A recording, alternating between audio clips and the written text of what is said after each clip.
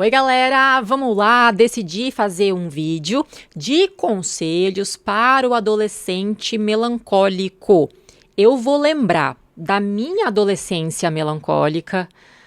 Ah, eu tenho dó de mim mesma só de lembrar. Eu tenho dó de quem convivia comigo só de lembrar. Porque eu mesma me achava insuportável, só que eu não conseguia parar de ser insuportável.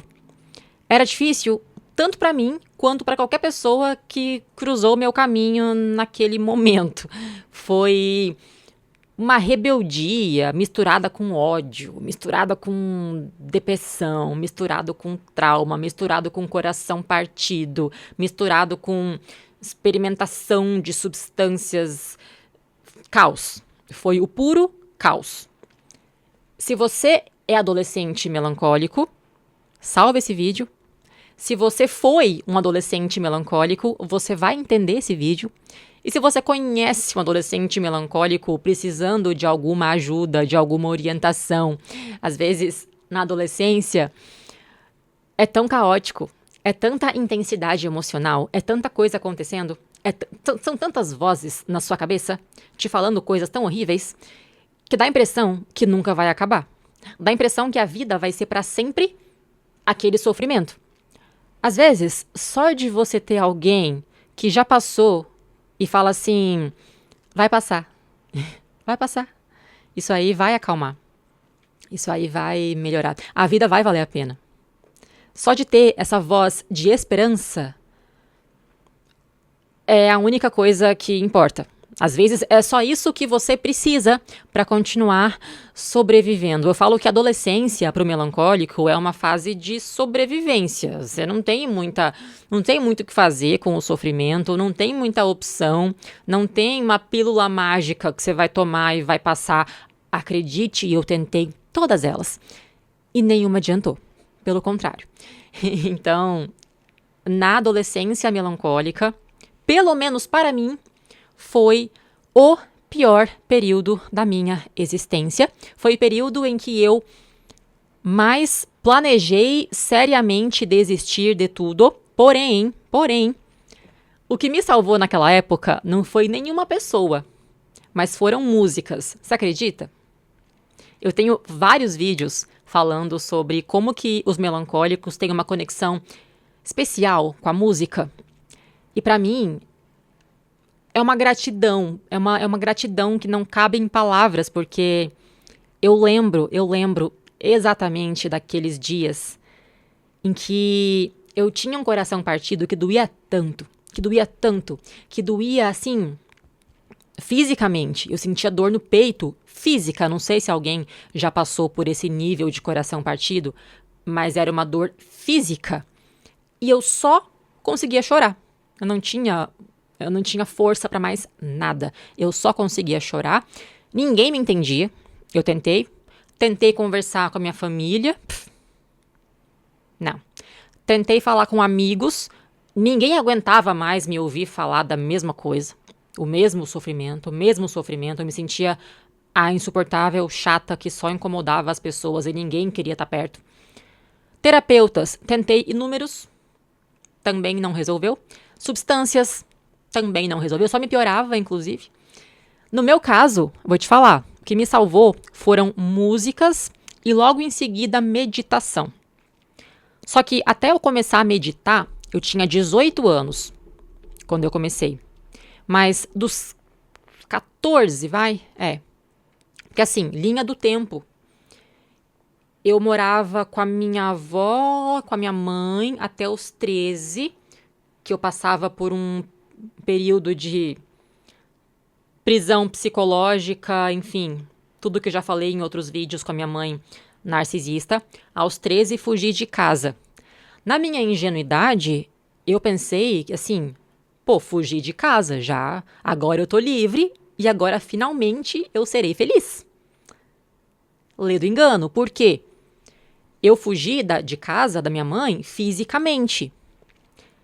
Mas ela continuava morando na minha cabeça. Eu tinha pesadelo com ela todos os dias. Todos os dias. Ao longo do dia, acordada, a voz dela ecoava na minha cabeça. aquelas frases acusadoras, negativas, ecoavam na minha cabeça e não parava.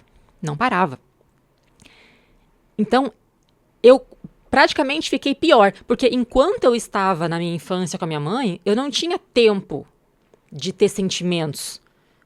Era tanta intensidade todo dia ali, naquele estado de pânico, né? De luta, fuga, alerta, meu Deus, tem que sobreviver, o que vai acontecer? Um estado de choque todo dia, que eu não tinha nem tempo. Mas quando eu fugi, e eu comecei a morar com meu pai, morar com a minha avó, né? Tentar me adaptar a uma nova realidade, tentar ser normal, era impossível ser normal. A minha cabeça estava estragada.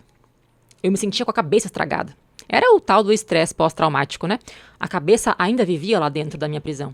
Então, eu sofria muito com tudo. Tudo era difícil, tudo era insuportável. Eu tinha muita mágoa da vida. Eu odiava as pessoas, eu me odiava acima de tudo. Eu não entendia por que eu tive que passar por aquilo. Eu achava que era tudo culpa minha e eu achava que eu ia morrer cedo. Eu tinha vários pensamentos horríveis e pessimistas. Era um caos que não passava. Independente do que eu fizesse, não passava. Não passava. Então, e é claro que aí nesse período, como eu me via como alguém tão horrível, assim, eu achava que eu era a única pessoa do mundo que tinha uma mãe desse jeito. Eu era a única filha que não conseguiu ser amada pela mãe. Eu era a única pessoa que tinha traumas. Eu me sentia a única suja, quebrada, machucada, impura, estragada, marginalizada, porque eu não tinha pai e mãe. Eu achava que a minha vida era um erro. Porque eu ouvi isso da boca dos meus pais, né? Que minha vida era um erro, enfim. Então, como eu me via como o pior lixo da humanidade, eu tomava decisões para minha vida que condiziam com o lixo que eu achava que eu era. Então, tudo que eu fazia era tentar me destruir. De todas as formas possíveis. Eu me destruía fisicamente, me destruía emocionalmente, me envolvia com as pessoas. Eu chegava num local e eu identificava qual que era o pior tipo de pessoas que eu podia me envolver. E eu ia para aquele canto. Eu nunca pensava assim, deixa eu encontrar o que é o melhor, porque eu mereço o melhor. Não. Eu me via como participante do canto pior. O canto escuro, o canto sujo, sabe? Marginalizado. E foi assim. Dos 14 até os 18. Que aí, deixa eu lembrar. Dos 14 até os 18, eu tava nesse período de pessoas erradas, fazendo coisa errada, tudo escondido, sabe? Autodestruição 100%. Toda ferrada, toda estragada. Aos 18, eu cheguei no fundo do poço. E assim, do 14 aos 18, a minha única companhia eram as minhas músicas. Então eu tinha... Sempre tive, né, bandas que eu gostava, enfim. Vou dar exemplo, vamos ver. Avril Lavigne, Paramore. Quem conhece pop punk aí vai saber o que eu tô falando. Eu gostava de Never Shout Never. Eu gostava de Neck Deep. Eu gostava de Green Day, né? Esses... que mais? Eu gostava de White Stripes. Enfim, pop punk, em geral. Porque o pop punk eram letras de revolta contra a sociedade, que era o sentimento que dominava meu coração. Revoltada, a vida errou comigo, as pessoas são hipócritas e eu odeio todo mundo, eu não me encaixo, enfim. Era uma melancolia que eu tinha, mas era acrescida de muita revolta, muita raiva, muito ódio, sabe? Muito tudo. E só as músicas me faziam companhia nesse tempo. Então, muitas vezes, eu lembro de fazer planos que eu ia fazer coisas erradas, e aí eu ouvia uma música e eu pensava, não é, nem tudo está perdido, porque pelo menos a minha banda me entende, sabe? Eu não sou a única maluca do mundo, porque a Avril Lavigne, na música dela, ela pensa como eu. Ela me entende. Era assim, porque amigo eu não tinha, Afinal, né, eu fugi de casa, então eu fui pulando de escola em escola, escola em escola, cidade em cidade, cidade em cidade. Eu não tinha amigo nenhum. Família, muito menos, ninguém me entendia. Então, eu só tinha as minhas bandas. Letras que eu decorava. Pitty, eu também gostava muito. Decorava todas as letras e ficava fazendo isso o dia inteiro. Ouvindo música, cantando, chorando, ouvindo música, enfim. E aí, aos 18, foi quando eu desisti de tentar terapias. Eu desisti de conhecer terapeutas que iam me entender. E eu pesquisei no Google como eu faço para ser feliz. Como é a felicidade? Como eu posso ser feliz? Foi assim, eu lembro exatamente aquele dia. Tinha 18 anos, pesquisei como ser feliz. Aí o Google me deu uns artigos, né? Não tinha IA naquela época. Ele me deu artigos e eu comecei a seguir o que estava naqueles artigos. Aí eu comecei a fazer academia, comecei a fazer dieta, comecei a meditar, a ler livros de autoajuda, né? Livros de espiritualidade, livros de meditação, livros de budismo, de yoga, de filosofia. E comecei a estudar psicologia também, psicanálise já nesse tempo. E fiquei obcecada por tentar ser feliz. E a meditação foi uma grande virada de chave para mim naquela época. Claro que assim, hoje em dia, a minha espiritualidade é Jesus, né? Hoje eu sou cristã. Mas até me converter, demorou bastante. Eu conhecia Jesus desde a infância, mas eu tinha na minha cabeça que eu não pertencia àquele mundo. Então eu fiquei muito tempo só fazendo práticas estoicas, hinduístas, budismo, yoga. Trabalhei dando aula de yoga. Até me converter foi só quando eu engravidei da primeira filha. Então demorou bastante. Mas enfim, o ponto é, foi um caos. Foi um caos. E principalmente foi um caos por duas questões para mim. Não, por três, né? A primeira era o trauma com a minha mãe. Então eu só pensava nisso. Minha mãe não me ama, eu queria ter mãe, mas eu não tenho. Por que eu sou uma filha que não consegue ser amada pela mãe? Por que isso aconteceu? Isso é injusto, eu não merecia. E eu ficava remoendo esse mesmo círculo de pensamentos. Por que aconteceu isso? Não é justo, eu não merecia. E ódio, vingança, enfim. Segundo ponto. Eu era muito gordinha, eu tinha muita espinha e eu me achava muito feia e eu queria muito ser bonita. Então tinha essa coisa de autoestima.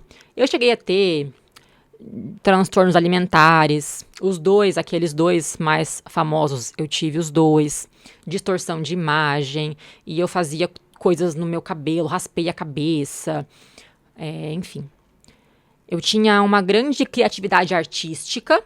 Eu era uma menina alternativa, meio punk, meio emo, assim, bem lápis preto, cabelo colorido, roupas diferentes. Eu adorava ir no brechó, customizar roupas, tirar fotos diferentes. Era bem criativa, artisticamente, de todas as maneiras. Eu desenhava, enfim. Tocava guitarra, tocava violão, né? Eu amava tudo que era expressões artísticas. Só que eu não me sentia bonita. Eu usava aparelho, tinha o dente separado, então eu tinha muita vergonha da minha aparência. E eu andava de cabeça baixa, não olhava nos olhos das pessoas, era muito... Eu não era tímida, porque eu era inteligente na escola, mas eu era revoltada. Não era tímida, era revoltada. Eu tinha raiva porque eu não conseguia ser feliz. Tinha raiva da vida, raiva de mim. E aí eu me odiava, assim, fisicamente, mentalmente, tudo. E terceiro ponto, corações partidos. Porque eu vinha da minha mãe, a minha mãe, ela me colocou na cabeça, assim, esse mundo de que de que era normal uma mulher ter vários homens ao longo da vida. Minha mãe, ela sempre estava apaixonada por um cara diferente e ela me contava muito as aventuras românticas que ela tinha com diversos homens, assim, num fluxo. E para mim que a minha vida ia ser daquele jeito. Então eu também entrei nesse fluxo, achando que isso era o normal. E eu me apaixonava por um aqui, vivia todo aquele amor platônico na cabeça, que nem sempre acontecia, só de vez em quando. Aí dava um mês, me apaixonava de novo por outra pessoa totalmente diferente, vivia uma outra fanfic na cabeça, e eu ia nesse fluxo de paixão e coração partido. Paixão e coração partido. E isso ia me drenando, né, emocionalmente falando. Era muito sofrimento, rejeição e traição, e enfim. Era uma sobrecarga emocional, esse negócio de se apaixonar, se iludir, quebrar o coração. Se apaixonar, se iludir, quebrar o coração. E era frequente. Era frequente. Cada mês acontecia a mesma coisa de novo. Então eram 3 pontos que me destruíam. Trauma de infância, que eu não superava, autoestima e corações partidos. Era horrível. Era horrível e eu não conseguia sair. Demorou demais para conseguir sair disso. Mas a notícia boa, eu consegui sair disso. Eu consegui sair disso. Eu consegui crescer, eu consegui amadurecer. Aos poucos, né? A gente vai... Nunca tá pronto, né? Então, hoje em dia, mesmo sendo terapeuta, mesmo tendo começado uma evolução de autoconhecimento desde os 18 anos, hoje eu tenho 30, mesmo sendo mãe, casada, tudo mais, claro que eu ainda tenho crises emocionais ocasionalmente, porque eu sou um ser humano. Mesmo sendo cristã, inclusive, tem muito seguidor cristão aqui.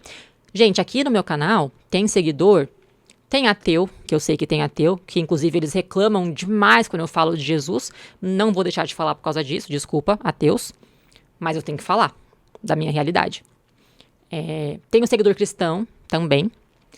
Seguidores cristãos que gostam de mim e não têm preconceito com as tatuagens. Sou grata pela sua existência. Te vejo, te admiro, te aprecio e te valorizo. E tenho seguidores aqui, talvez de outras religiões, não sei. Me fala nos comentários aí. Respeito vocês. Mas vou continuar falando de Jesus, porque é o que está no meu coração.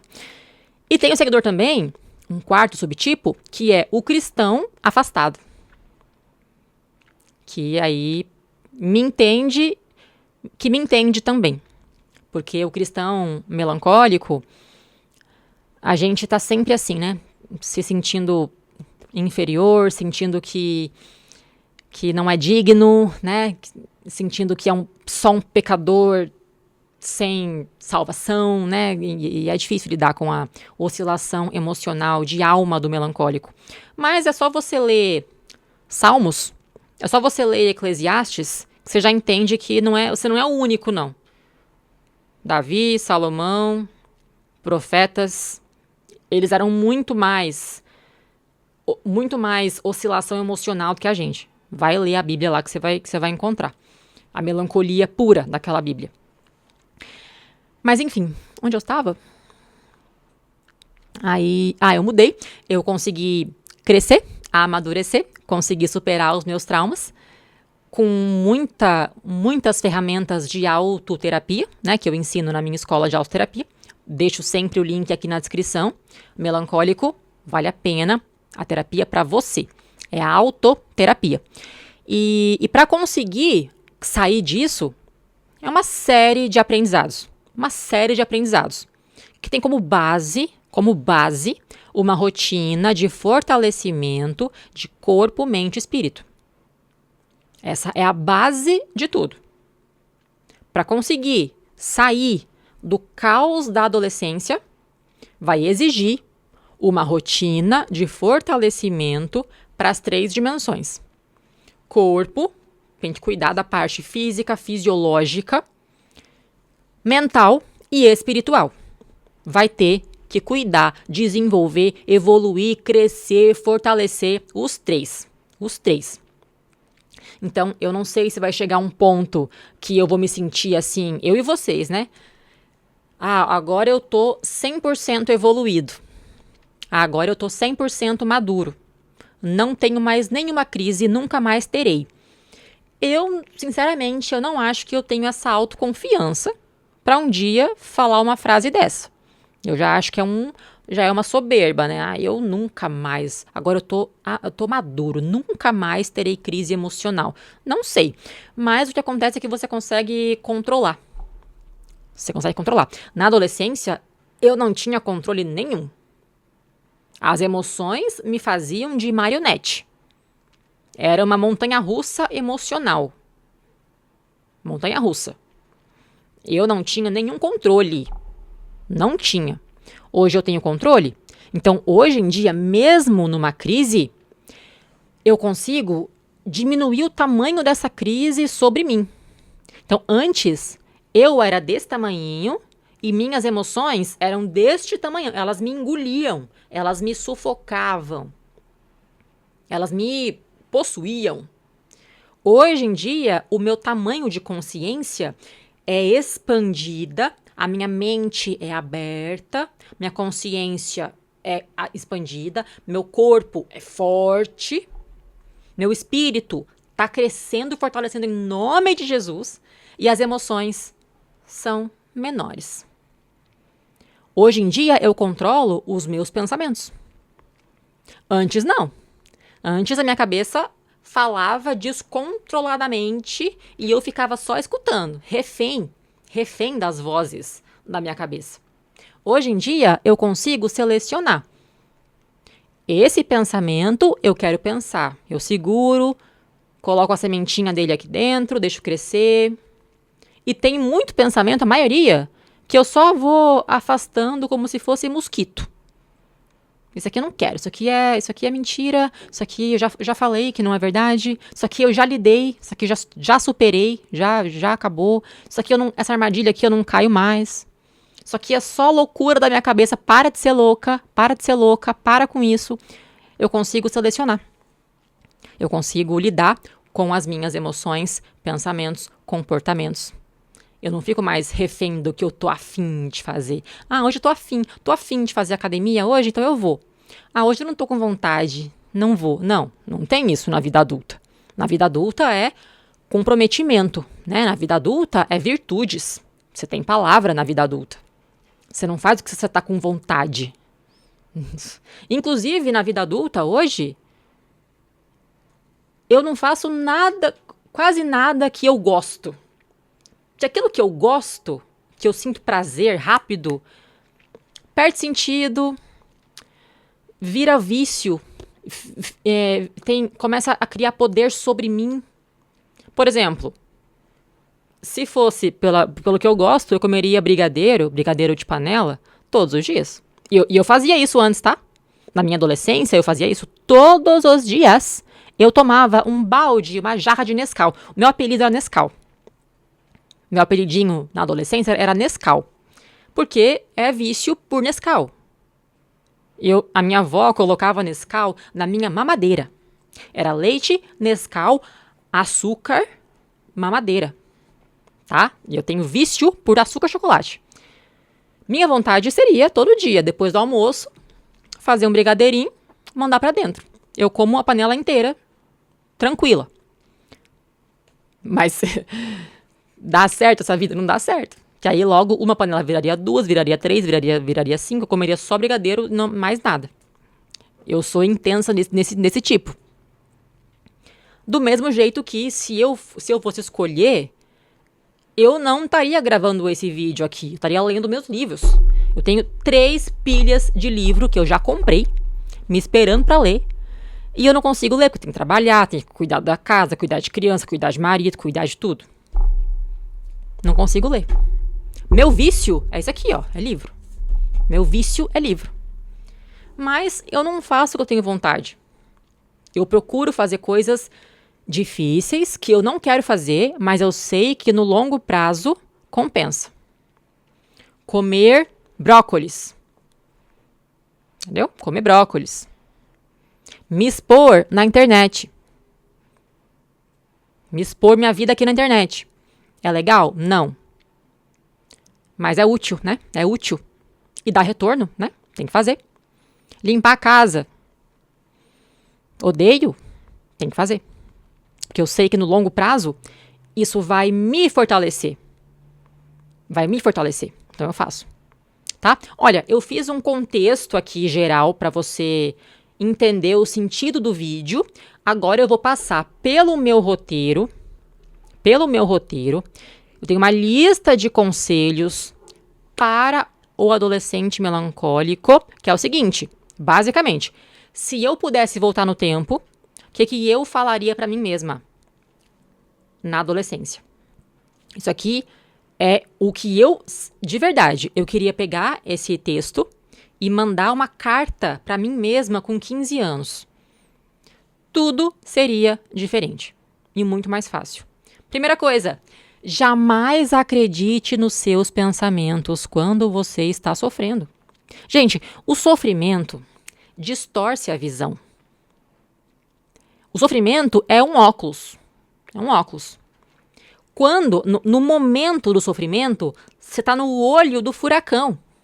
Na hora que você está sofrendo, você não consegue ver. Você não tem capacidade de ver a realidade com clareza.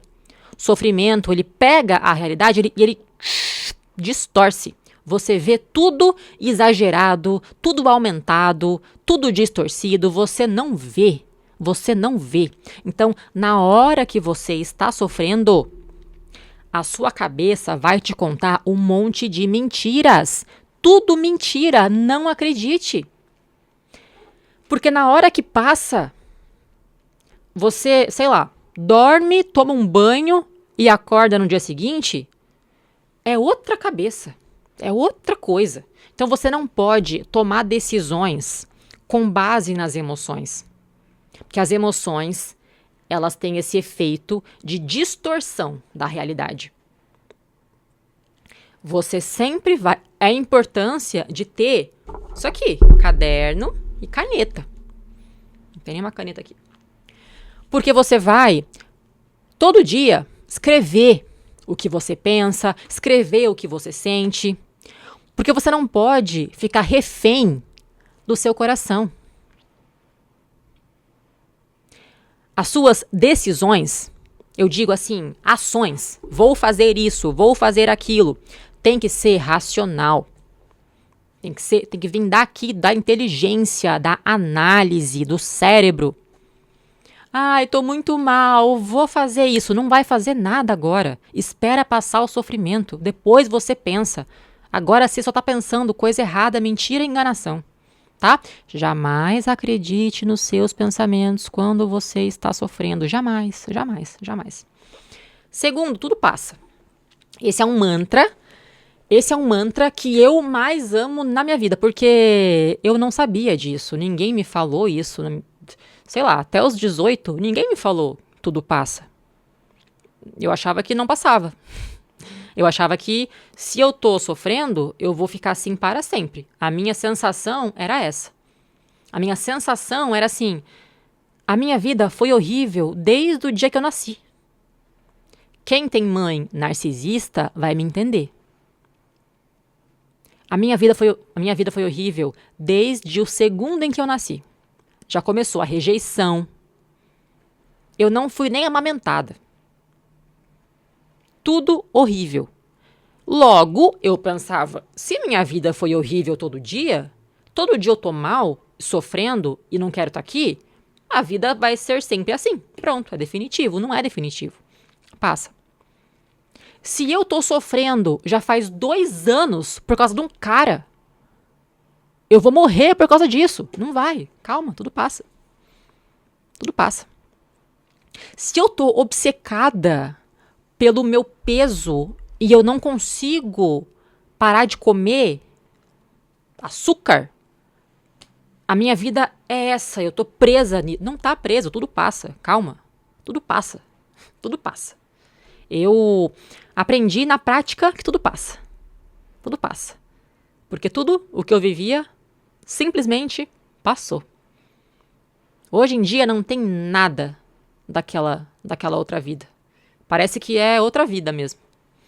Tudo passa. Chega um ponto da vida adulta que você passa a ter controle sobre a sua vida de um jeito que você pode construir a vida que você quer viver. Chega um ponto que você ganha essa capacidade. O melancólico, a nossa infância, adolescência, é a pior fase da vida. É uma tortura você viver sem escolher nada. A criança não escolhe nada. A criança vive a vida dos cuidadores, né, dos pais. A criança, ela sofre consequências das decisões dos adultos que a rodeiam. A infância do melancólico, em geral, é horrível.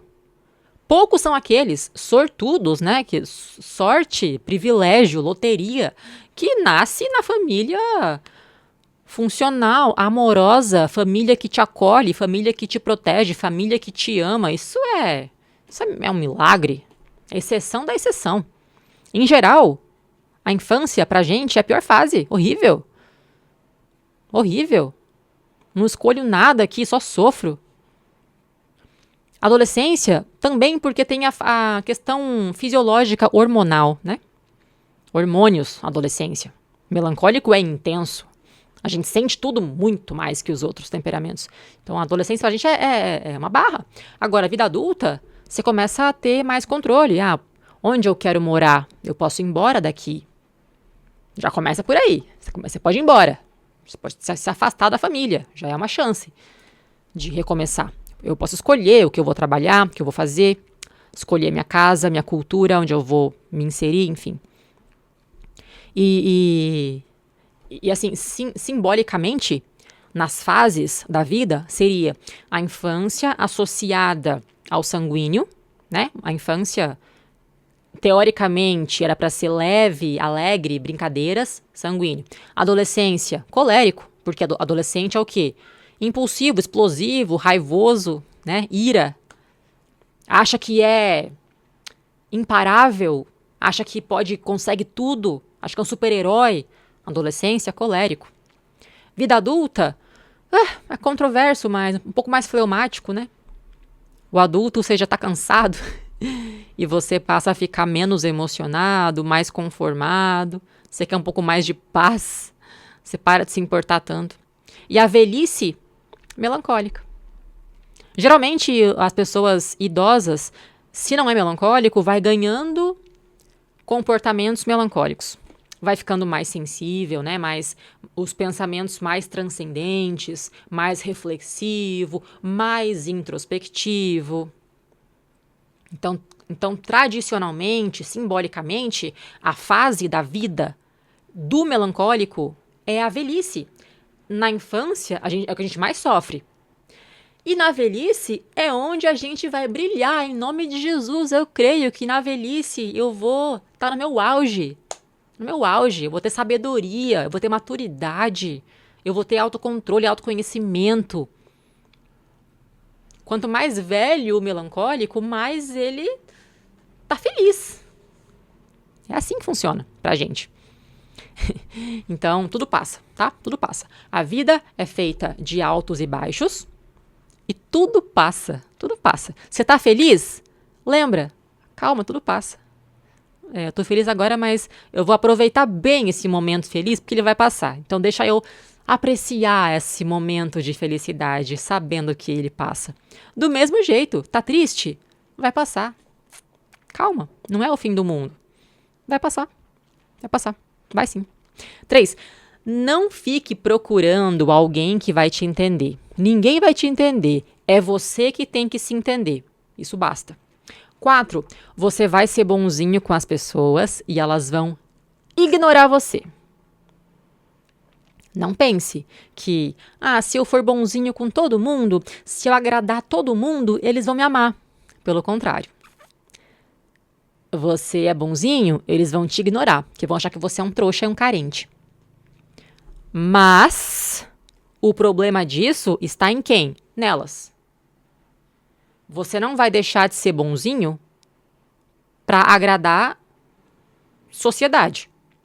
A bondade é a sua natureza. É por isso que você será bom. Porque você é fiel aos seus princípios, a sua virtude. A virtude da bondade é o que constitui você. Por isso que você é uma pessoa boa. Não é para agradar ninguém, não. Não é para esperar nada em troca, não. É para ser fiel ao que você acredita no seu coração. Combinado? Número 5, não sinta tanta dó de você mesmo. Você é mais forte do que imagina. Sabe, autopiedade? Eu era a rainha da autopiedade. Ai, coitadinha de mim, porque eu não merecia essa infância que eu passei, eu era só uma criança, como a vida é injusta, como ninguém me entende. Eu ouvia muito Simple Plan. Sabe aquela música? Welcome to my life. Welcome to my life. Ninguém me entende, não sei o quê. Era meu hino. Mas olha só, a gente tem que aceitar que é isso aí mesmo. Ninguém te entende, verdade. Mas é que quem tem que se entender é você, não é ninguém mesmo. É só você que se entende. Ah, ninguém... as pessoas são cruéis. São. Pior que são. Ah, não posso confiar em ninguém. Verdade. A vida é injusta. A vida é injusta. É isso aí. A maioria das pessoas... mentirosas, falsas, rasas, hipócritas, cruéis, vão te enganar se você deixar. Infelizmente. Vivemos num mundo perdido. Infelizmente é isso. Raridade é encontrar alguém que tem valores. Raridade. Mas e aí? Por causa disso, porque o mundo tá perdido, você vai se perder também? Não faz sentido. Porque todo mundo mente, eu vou mentir também? Só quando necessário, né? O mundo, as pessoas serem cruéis, a vida injusta, é uma mensagem, não assim, então desiste da vida. Contrário. Se fortaleça para sobreviver nesse mundo. A mensagem é essa. Você não pode se enfraquecer diante dos problemas, porque ninguém vai ter dó de você, e nem você tem que ter dó de você, porque dó não leva a nada.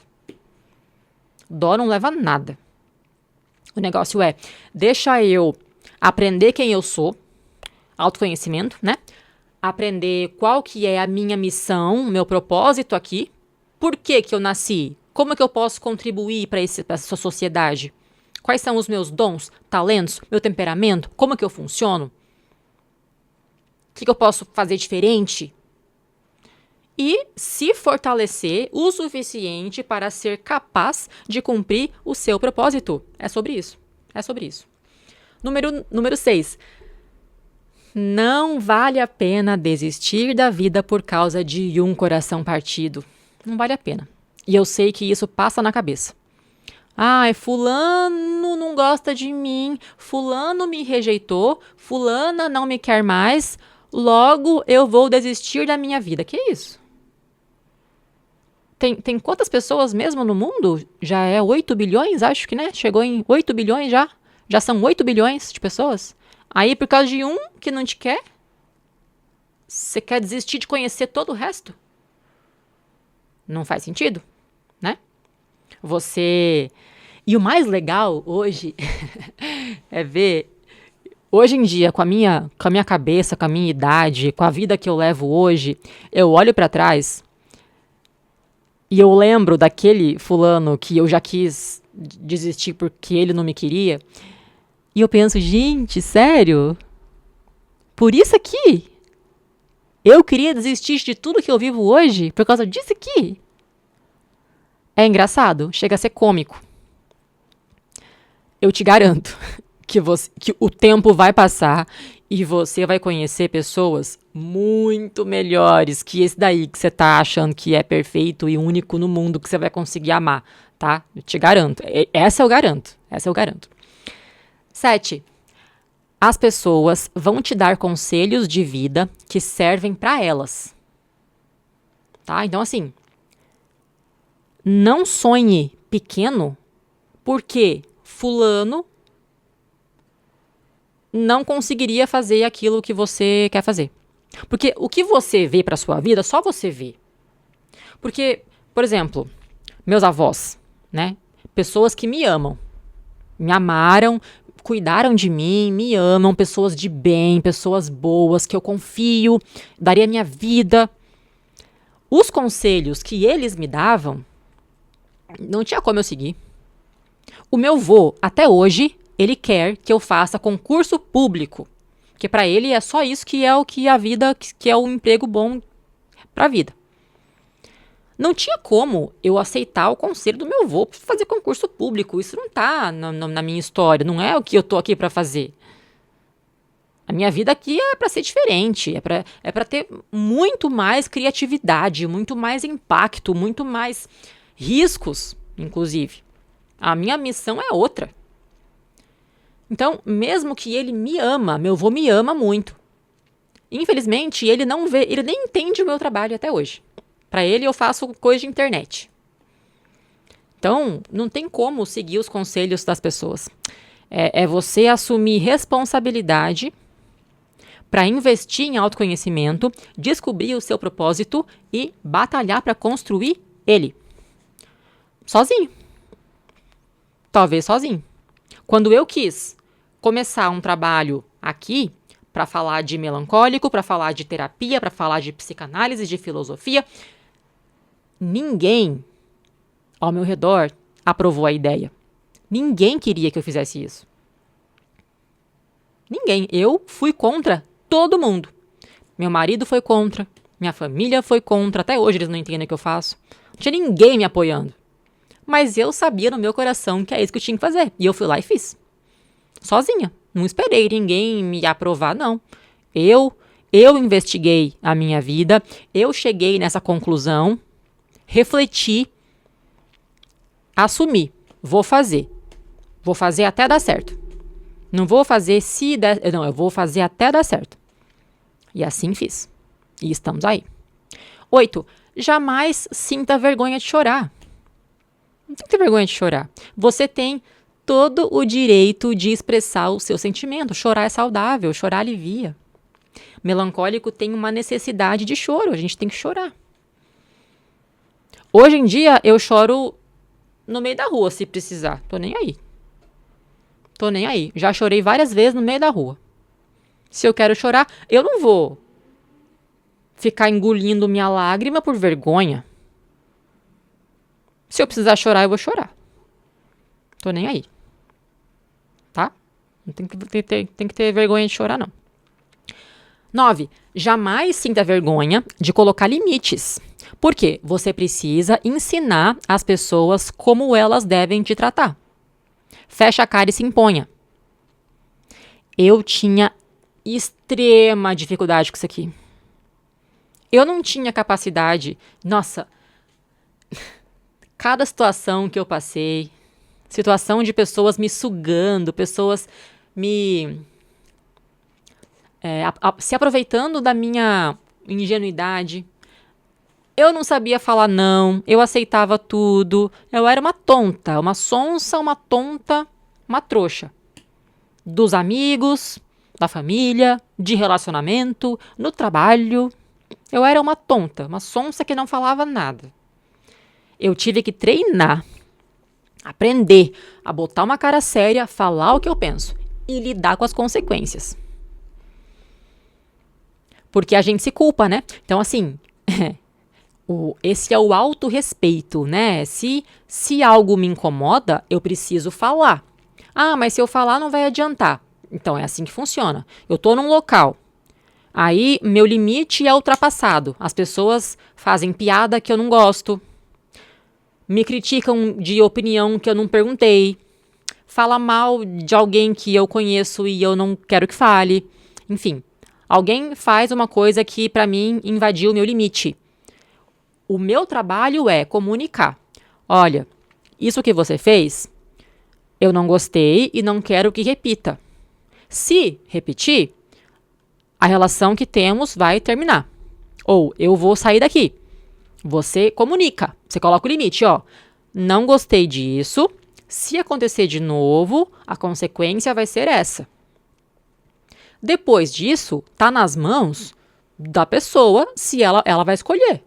Ou ela respeita o seu limite e mantém você na vida dela, ou ela desrespeita o limite que você colocou e você faz a consequência. É simples. É simples. É assim que funciona. Então não tem que ter vergonha de colocar limite. Coloca o limite e aí a escolha é dela. Ela me ama, ela me quer na vida dela, me respeita então. Ah, não respeitou? Infelizmente, eu vou ter que fazer aquilo que eu avisei, porque eu dei minha palavra, né?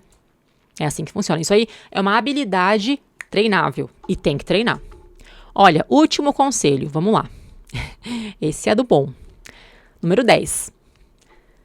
Não gaste, pelo amor de Deus, pelo amor de tudo que existe, pelo amor de qualquer coisa.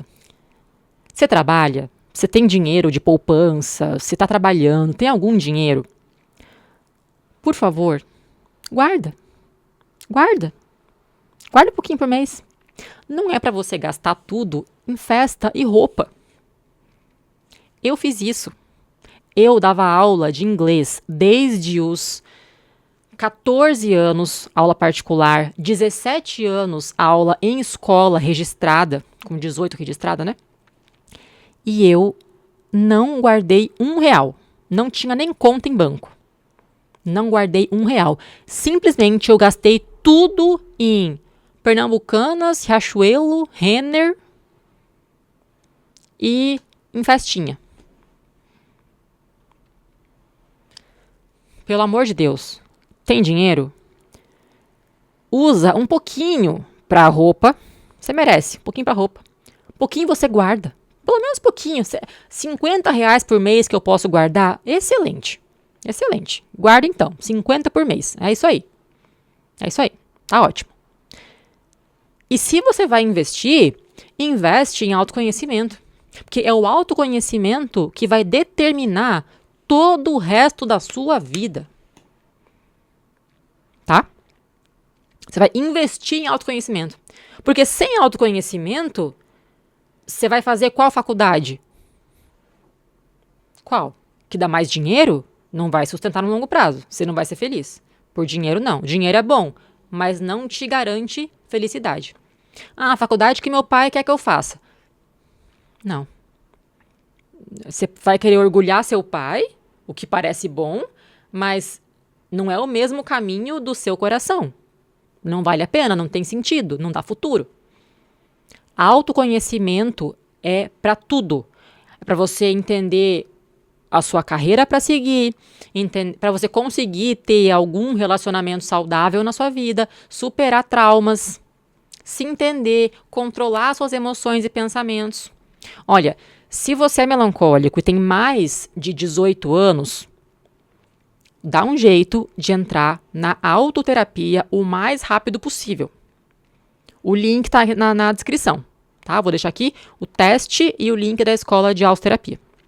É melancólico, tem menos de 18, não entra ainda.